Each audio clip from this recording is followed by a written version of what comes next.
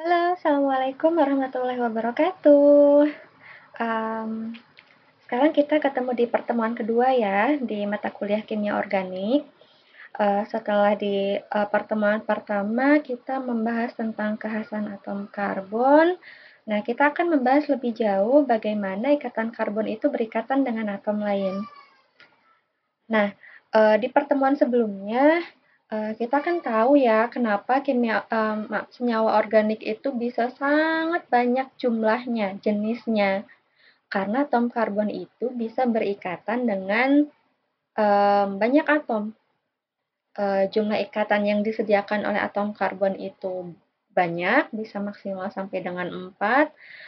Jadi, senyawa karbon itu bisa sangat beragam, baik jenis maupun jumlahnya. Nah, di pertemuan ini kita akan membahas lebih dalam mengenai bagaimana atom karbon itu berikatan dengan atom lain, yaitu melalui proses hibridisasi. Yang pertama, yang paling sederhana yang akan kita bahas adalah hibridisasi sp3. Anda masih ingat kan konfigurasi elektron atom C? Atom C itu elektron valensinya, konfigurasi elektronnya karena jumlah elektronnya ada 6, maka konfigurasi elektronnya adalah 1s2, 2s2, dan 2p2. Nah, di sini ini adalah yang digambarkan berdasar diagram tingkat energi dari atom C. Di sini memang yang digambarkan langsung di kulit kedua di orbital 2s dan 2p karena di orbital 1s-nya tidak perlu digambarkan. Nah, pada keadaan normalnya, diagram tingkat energi atom C itu seperti ini. 2s elektronnya terisi penuh dan 2p di mana elektron yang mengisi orbital 2p itu hanya 2. Nah, kita bisa melihat di sini ada gap ya, yang 2s di bawah, yang 2p lebih tinggi. Ini menunjukkan tingkat energinya memang 2p itu lebih tinggi dibandingkan dengan 2s. Nah, ini saat atom karbon sendirian, tidak berikatan dengan atom lain. Nah, saat akan berikatan dengan atom lain, terjadi promosi elektron. Apa yang dimaksud dengan promosi elektron? Promosi elektron itu adalah saat elektron pada orbital 2s, satu elektronnya itu naik ke orbital 2p, sehingga nanti terbentuk seperti ini. Inilah yang disebut dengan promosi elektron. Nah, setelah proses ini kan tingkat energinya masih sama ya dengan yang sebelumnya. Yang berbeda hanyalah posisi elektronnya saja, yang tadinya 2s penuh, satunya berpindah ke orbital 2p. Nah, setelah proses ini, terjadilah hibridisasi. Dalam hibridisasi ini terjadi penyetaraan tingkat energi sehingga antara 2s dan 2p-nya sejajar tingkat energinya. Sehingga terbentuklah orbital hibrida sp3. Seperti ini. Nah, kalau sudah terbentuk orbital hibrida seperti ini, barulah atom karbon ini siap untuk berikatan dengan atom lain. Jadi, elektron-elektron di orbital hibrida ini akan bergabung, sharing dengan elektron di atom lain membentuk suatu ikatan yang masing-masingnya tunggal. Jadi, ada 4 ikatan tunggal. Nah, hibridisasi sp3 ini yang paling sederhana dapat kita temukan pada senyawa atau molekul metana, CH4. Jadi, antara ikatan C ke masing-masing hanya itu terbentuk ikatan tunggal sebanyak 4. Ke 4 atom H, seperti itu. Ini adalah hibridisasi sp3. Lalu ada yang seperti apa lagi? Yang kedua adalah hibridisasi sp2. Dasarnya sama, yaitu yang pertama pada keadaan dasar. Nah, kalau yang digambar ini digambarkan secara lengkap ya. Jadi mulai dari energi pada orbital 1s, kemudian 2s, 2p. Masih sama, ini orbital pada atom C ya, pada keadaan normalnya, pada keadaan sendirinya, keadaan dasarnya. Kemudian mengalami promosi elektron, di mana satu elektron di 2s naik ke 2p.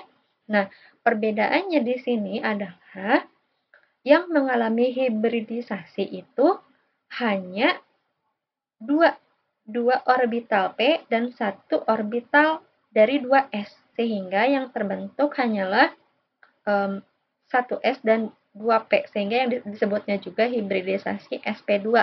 Berbeda dengan yang tadi ya, sp3. Kenapa dinamakan sp3?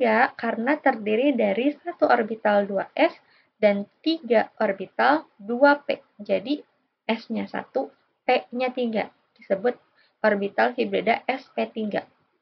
Tapi kalau di hibridisasi sp2, karena yang mengalami penggabungan atau hibridisasinya cuma 2 dari orbital 2p-nya, sehingga namanya hibridisasi sp2. Lalu bagaimana dengan satu elektron di orbital 2p? Dia itu ya tetap dalam keadaan sendirinya, tidak mengalami hibridisasi. Nah, efeknya apa? Efeknya di sini adalah terbentuknya ikatan rangkap 2. Jadi, hibridisasi sp2 itu biasanya, hibridisasi sp2 itu terjadi pada ikatan rangkap 2.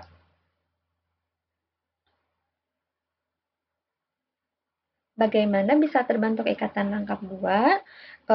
Hibridisasi sp2 ini contoh paling sederhananya terjadi pada etena C2H4. Nah, pada C2H4 coba Anda bayangkan masing-masing C itu membentuk 3 ikatan. Ikatan dengan 2H dan satu ikatan rangkap dengan C. Nah, inilah hibridisasi sp2 inilah yang terjadi pada ikatan rangkap C pada C2H4. Dan yang terakhir ini ada hibridisasi sp. Nah, ini terjadinya ikatan rangkap 3 pada senyawa organik atau senyawa karbon. Di mana prosesnya sama pada awalnya, pada keadaan dasar atom C seperti ini, diagram tingkat energinya, kemudian mengalami promosi elektron sama, namun yang terhibridisasinya hanya satu dari orbital 2s dan satu dari orbital 2p. Nah, yang hibridisasinya yang ini, jadi disebutnya hibridisasi sp. Efeknya tadi akan terbentuk ikatan rangkap 3. Contoh paling sederhananya ada pada C2H2 atau etuna. Oke, kemudian kita akan lebih lanjut membahas mengenai rumus kimia dalam kimia organik. Nah, dalam kimia organik itu ternyata rumusnya itu ada bermacam-macam. Ada rumus empirik, rumus molekul, dan rumus struktur. Apa saja perbedaannya? Mari kita bahas dalam slide ini. Nah, coba Anda perhatikan, di sini ada 2 senyawa yang berbeda. Yang pertama adalah butana, yang kedua adalah 2-metil-propana. Di mana rumus empirisnya adalah sama-sama C2H5N, di mana N-nya di sini adalah 2. Jadi rumus empiris ini adalah rumus sederhana, rumus paling sederhana di mana biasanya ditandai dalam kurung rumus tertentu, kemudian diikuti angka N, di mana N-nya itu bisa beragam, bisa 1, bisa 2, bisa 3, dan seterusnya. Dan yang di dalam kurung ini adalah perbandingan paling sederhana antar atom-atomnya. Kemudian ada rumus molekul. Karena butana dan 2-metilpropana itu sama-sama mengandung 4 atom C dan 10 atom H, maka rumus molekulnya ditulis C4H10. 2-metilpropana juga sama, C4H10. Jadi perbedaan antara rumus empiris dan rumus molekul, kalau rumus empiris adalah rumus sederhananya, rumus singkatnya, kalau rumus molekul adalah rumus sebenarnya. Jadi, kalau dalam rumus empiris yang kita perlu perhatikan adalah ini, perbandingan paling sederhana antar atom-atomnya.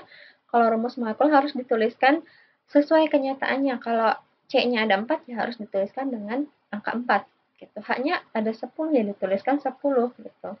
Tidak dalam bentuk seperti ini. Ini yang disebut rumus molekul. Kemudian ada juga rumus struktur. Nah, dalam rumus struktur, ini digambarkan ikatan-ikatan yang terjadi antar atomnya.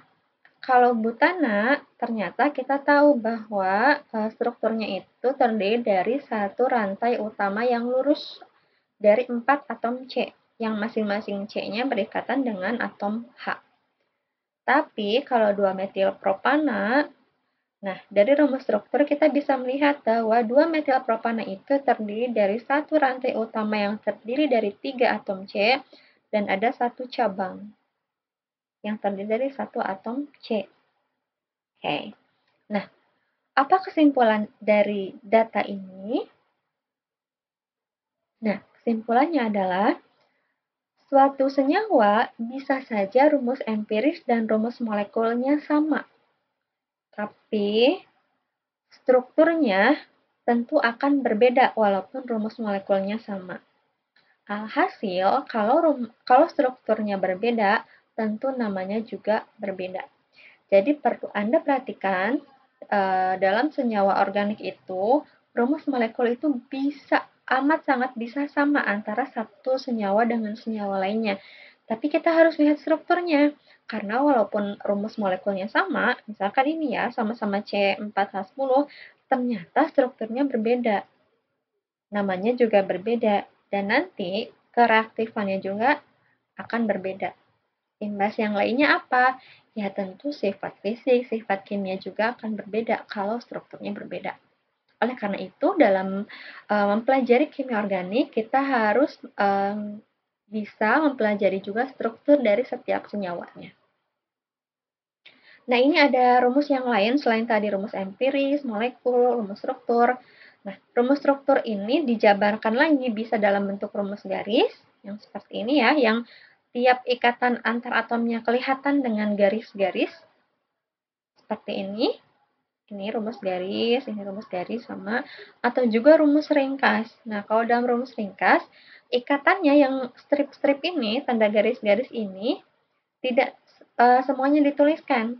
Kalau dalam rantai utama itu tidak dituliskan. Seperti ini ya. CH3, CH, Cl. Nah, yang digambarkan hanya Cl-nya saja. Karena ini merupakan atom lain gitu ya, selain C dan H. Biasanya kalau selain C dan H itu tetap digambarkan ikatannya walaupun dalam rumus ringkas. Tapi kalau misalkan atom C, H, atau misalkan atom lain yang masih dalam rantai utama, itu biasanya tidak dituliskan stripnya atau garisnya. Nah, seperti itu. Nah, ini contoh lain. Ini tadi kan rumus ringkas ya. Mau digambarkan rumus garis ikatan, ini adalah kombinasi dari ada garisnya yang menunjukkan ikatannya. Nah, kalau yang ini menggambarkan kondisi yang lebih real dari senyawa tersebut. Kalau ini kan kelihatannya si senyawa itu ikatannya lurus gitu. Padahal kenyataannya ikatan kimia itu membentuk sudut. Nah, ini adalah gambar yang lebih realistis dari ikatan pada senyawa organik. Tapi intinya sama saja. Yang penting Anda memahami antara rumus garis ikatan, rumus ringkas, rumus garis, Anda bisa menerjemahkan itu. Misalkan kita ambil contoh satu aja ya, yang atas ya. CH3, CH, CH3, CH2, CH2. Nah, ini artinya adalah ikatan antar C-nya itu ada pada satu rantai utama yang lurus. Kalau dalam rumus garis ya. Lalu dalam kurung ini maksudnya apa? Kalau ada dalam kurung, artinya ini adalah cabang. Jadi tidak digambarkan secara lurus, tapi merupakan cabang. Kalau cabang itu dituliskannya bisa ke atas, bisa ke bawah. Itu bebas. Nah, ini kalau kita gambarkan rumus garisnya, kita bisa buat lurus CH3 strip CH, kemudian ke bawah CH3, kemudian dilanjutkan CH2, CH3. Nah, sebenarnya ini sama, cuman dibentuk ada sudut-sudutnya gitu. Jadi tidak lurus gitu. Karena ini adalah gambaran yang lebih realistik dari senyawa tersebut. Gitu. Jadi sama saja. Ini contohnya masih sama, silakan Anda pelajari ya. Karena PowerPoint-nya saya kirimkan juga melalui Smart Campus, jadi silahkan Anda pahami dan pelajari.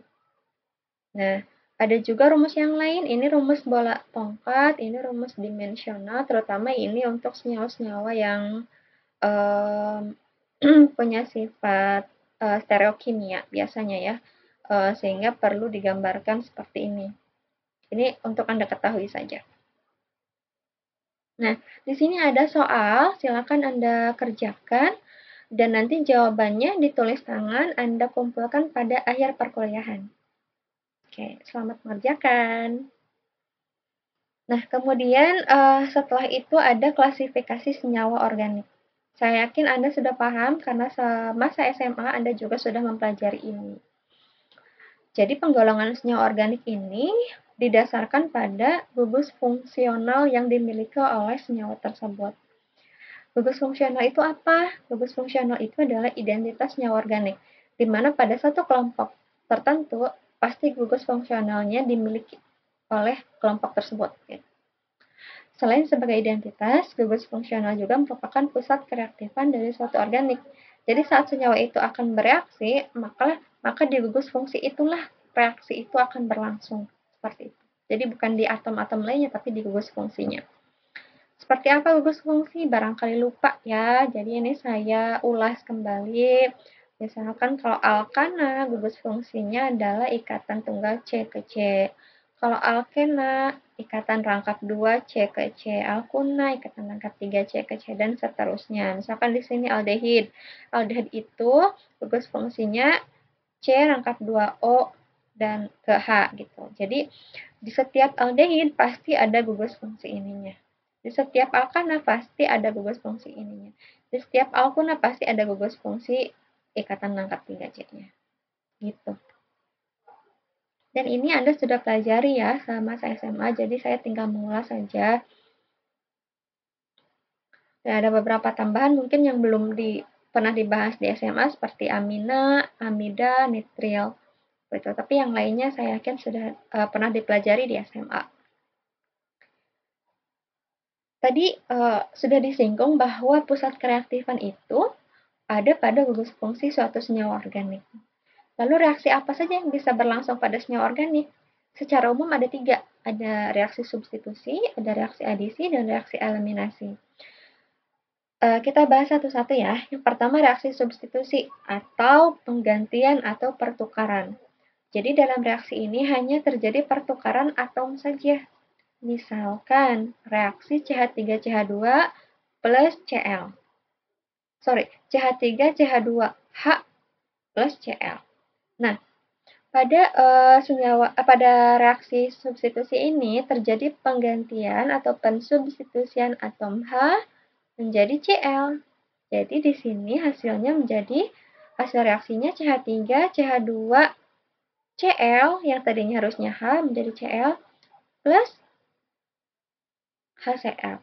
Jadi di sini dalam reaksi substitusi itu hanya terjadi pertukaran atom saja. Kalau reaksi adisi, dari namanya saja adisi add, yaitu penambahan molekul terhadap senyawa organik tertentu tanpa menggantikan atom atau gugus atom. Jadi di sini ada penambahan. Misalkan contohnya reaksi di sini adalah CH3, CH, CH2 ditambah HBr. Coba perhatikan senyawa sebelum reaksi dan setelah reaksi, apa yang berubah atau apa yang berbeda. Kita telisik satu-satu. Di sini CH3, di sini CH3 sama. Di sini CH, di sini CH. Tapi di sini ada Br-nya. Ya. Kemudian di sini CH2. Di sini menjadi CH2, tapi di bawahnya ditambah ikatan H. Artinya di atom C1 dan C2 ini terjadi penambahan atom. Di atom C2 penambahan Br, di atom C1 penambahan H. Artinya di sini adalah yang terjadi adalah reaksi adisi. Penambahannya dari mana? Dari senyawa HBr. H-nya masuk ke C nomor 1, Br-nya masuk ke C nomor 2. Jelas ya? Jadi, perbedaan antara reaksi substitusi dan adisi, kalau substitusi itu hanya pertukaran atom, kalau adisi penambahan molekul terhadap suatu senyawa organik. Tuh. Dan yang ketiga adalah eliminasi. Kalau eliminasi itu kebalikannya dari adisi. Kalau adisi penambahan molekul, kalau eliminasi adalah pengurangan atau penghilangan beberapa atom atau gugus atom. Nah, contohnya silakan lihat di sini. Awalnya seperti ini. Coba bandingkan dengan setelah reaksi. Apa yang berubah?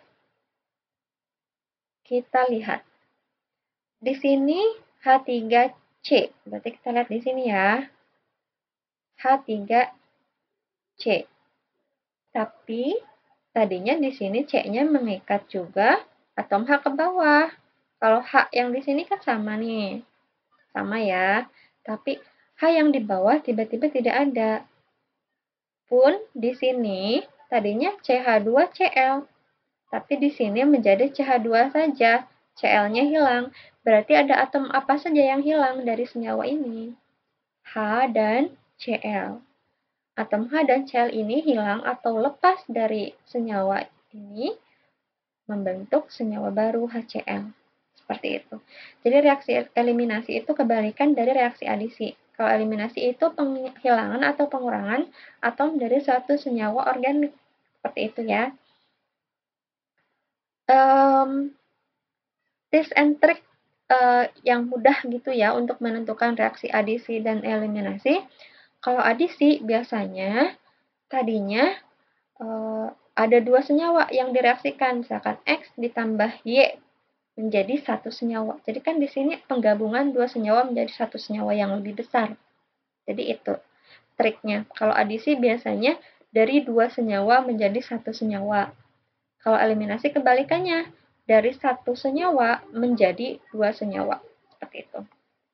Tapi ya perlu diperhatikan lagi ya, karena ini mungkin pada senyawa yang lebih kompleks tidak berlaku trik ini. Gitu.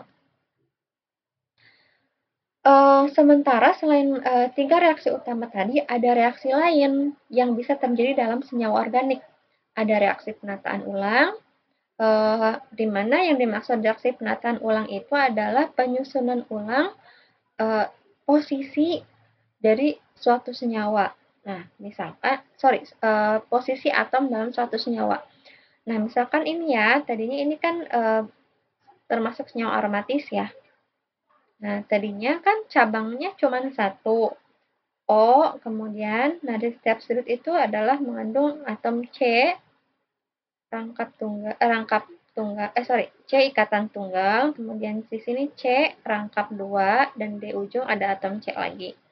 Nah, ditata ulang sehingga dipisah nih antara yang ini nih, cabang ini dipotong sehingga menjadi dua cabang. Yang O ini tetap posisinya di sini dan yang C lainnya ditempatkan di sini. Jadi ini hanya penataan ulang saja, jadi pemposisian ulang saja. Jadi kalau dianalogikan, kita seperti merubah posisi kamar gitu.